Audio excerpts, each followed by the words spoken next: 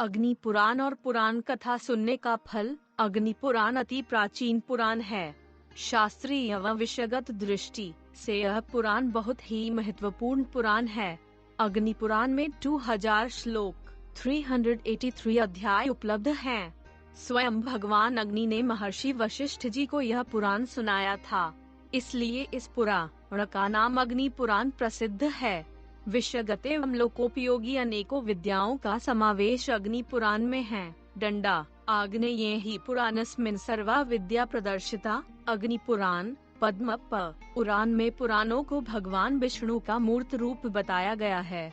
उनके विभिन्न अंग ही पुराण कहे गए हैं। इस दृष्टि से अग्नि पुराण को श्री हरि का बायां चरण कहा गया है। अग्नि पुराण में अनेकों विद्याओं का समन्वय है, जिसके अंतर्गत दीक्षा विधि, संध्या पूजन विधि, भगवान कृष्ण के वंश का वर्णन, प्राण प्रतिष्ठा विधि, वास्तु पूजा विधि, संवत्सरों के नाम, षष्ठी वर्णन, अभिषेक विधि, देवालय निर्माण फल, दीपदान व्रत, तिथि व्रत, वार व्रत, दिवस व्रत, मास व्रत, दान महात्म्य, राजधर्म, विविध स्वप्न, शकुन अपशकुन, स्त्री पुरुष के शुभाशुभ लक्षण, उत्पात शांत विधि, रत्न परीक्षा, लिंग का लक्षण, नागों का लक्षण, सर्पदंश की चिकित्सा, गया यात्रा विधि, श्राद्ध कल्प, तत्व दीक्षा, देवता स्थापन विधि, मनवंतरों का परिगणन, बलि वैश्वदेव, ग्रह यंत्र, त्रिलोक्य मोहन मंत्र, स्वर्ग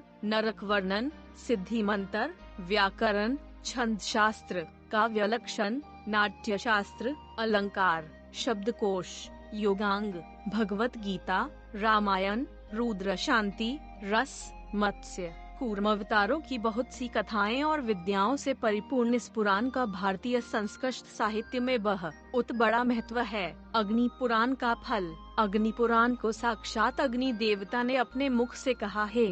इस पुराण के श्रवण करने से मनुष्य अनेकों विद्याओं का स्वामी बन जाता है।